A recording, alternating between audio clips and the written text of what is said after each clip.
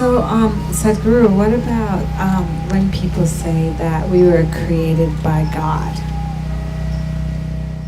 See, obviously you did not create yourself, that's for sure. Our ideas of God may vary from culture to culture. Different people around the world have different ideas about it, different beliefs about it. But why we came to this idea is this: we all crawled out of our mother's wombs and you see a newborn child how he's looking. He's asking, who, what the hell is all this? So much creation. Do you see question marks in his eyes? What? So much. Who did all this? Obviously first he looks at his mother. Well, the mother delivered you, but she can't deliver the planet.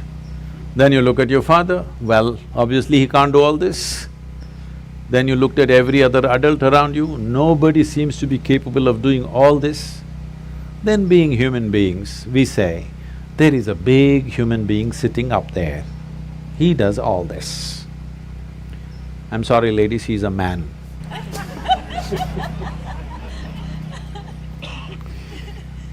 Because we are human, we are thinking a big human is up there. But it's a fact that we did not create this, isn't it? Neither this nor this. We did not create this, we meddled with it. We meddled with it, we muddled with it, but we did not create it, for sure. So we need an explanation. This is a choice you have. Do you need an explanation or are you willing to explore? If you explore, you will come to one kind of situation within yourself. If you come to agreement with some explanation that somebody gives you, the only choice is either to believe it or disbelieve it. If you believe it, you will become confident. It'll not bring any clarity, it'll bring you confidence. If you disbelieve it, you will be confused. If you're joyfully confused, it's very wonderful. But most people don't know how to handle their confusion joyfully. When they get confused, they make themselves miserable. But the most wonderful thing in human intelligence is to recognize what you do not know as you do not know. Everything that you do not know, you believe. This is a serious problem. We have done terrible things to each other simply because I believe this, you believe that. Continuing to do it even now, isn't it, across the world? Because I believe one thing and you believe something else. Now if I let you live, my belief will suffer. The best thing is you're dead.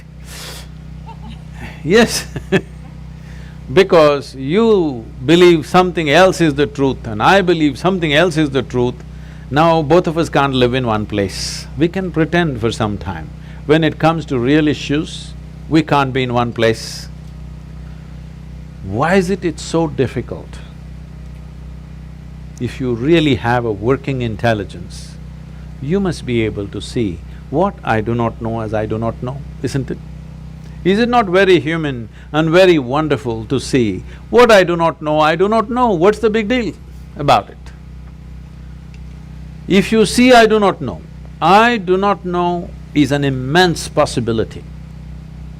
Only when you see I do not know, the possibility of knowing becomes a reality. If you see I do not know, the longing to know, the seeking to know, and the possibility of knowing becomes a living reality. Everything that you do not know, you believe. You have to be only among your kind. If you are with another kind of people, either they should not exist or you should not exist, that's all it'll lead to. So this is something that we have to come to, because human intelligence is at its best when it does not know. If I just think I know, I will become stupid because I have my conclusions about everything. If I see I do not know, intelligence is full on, isn't it? You want to keep your intelligence in a working mode or a off mode? You saving it for another place? No, I want to know because it looks like that. A lot of people are saving it for elsewhere. No, you need it here. If you need it here, please look at this and see. When you see I do not know, you become very conscious, very aware, very alert. Is it true? When you think I know, you do the dumbest and idiotic things, very gross things. Yes or no? Yes. If you really see I do not know, you have fight with nobody. You have no fight with anybody, isn't it? Yes. I know is always a fight. So in the yogic culture, there is a phenomena. I'm calling this a phenomena because today, this evening, you may not understand what I'm saying, but if you invest some time and energy, you will understand. We identify with our ignorance, never with our knowledge.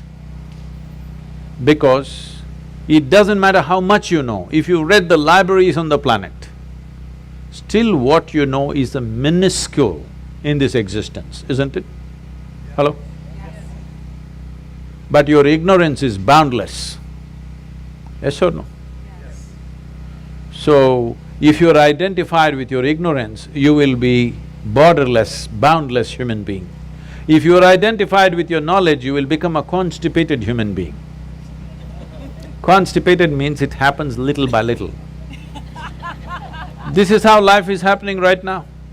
Little by little it is happening. It is not happening in a beautiful way. It is little by little. We have to strive to find one moment of joy somewhere. We have to do so many things to experience one moment of ecstasy. If you want to just live here, drenched with nameless ecstasies going on in every cell in your body, every moment of your life, then you must identify with your ignorance. You must come to terms with your ignorance. If you come to terms with your ignorance and pay enough attention, if you're ignorant, you naturally pay attention, isn't it? If you pay enough attention, you will see with all this scientific knowledge that we have, we still do not know one atom in its entirety. We know how to use them, we know how to break them, we know how to fuse them, we know how to make them explode, but we don't know what the hell it is even today. Yes or no? So if you pay enough attention, you clearly realize you don't know a thing. Well, he asked that question, this is all I did. When I was just 4.5 years of age, I suddenly realized I don't know a thing. So if somebody gave me a glass of water, I'm just looking at the water because I do not know what is water. Well, I know how to use the water, but I don't know what it is. Even today you don't know what it is. If I find a leaf, I'm staring at it for 4-5 hours. If I sit up in my bed, I'm just staring at the darkness for the entire night.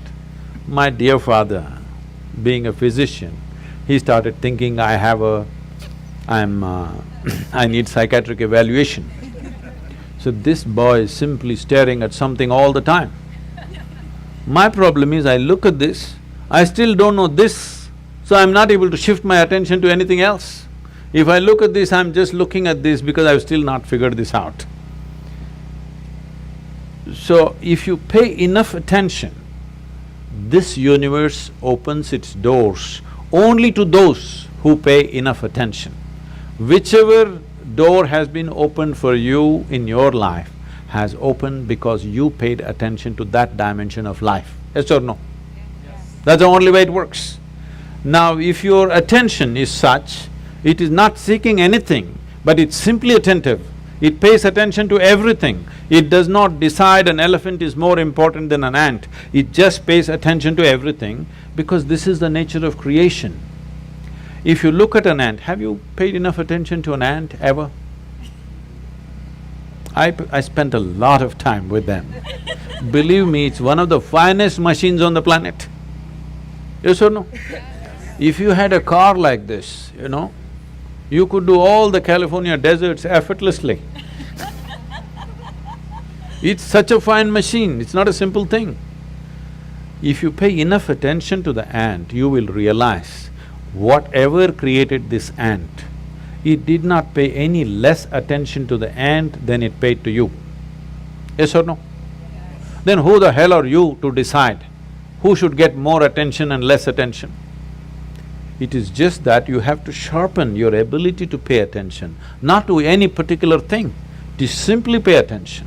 If you pay enough attention, Is it true this body, though you gave food from outside, this body was created from inside? Yes? So whatever is the source of creation must be functioning from within you, isn't it? Is it? So, when you don't know what is the nature of the source of creation, you may use in English language. In India we have many words. In this part of the world, you may call it God. It's just your explanation for the source of creation, isn't it? Because you have no explanation for the creation, you saying, God made this. We have 1,000 names for that, all right? But fundamentally, we are trying to explain the source of creation. Is it true in your experience, the source of this life's creation is functioning from within you? If it's functioning from within you, if it's somewhere up there and you missed it, it's okay. If it's happening from within you and you missed it, isn't it a tragedy? Hello? Yes. If the source of creation is throbbing within you and you did not notice it, are you not a tragedy? Yes.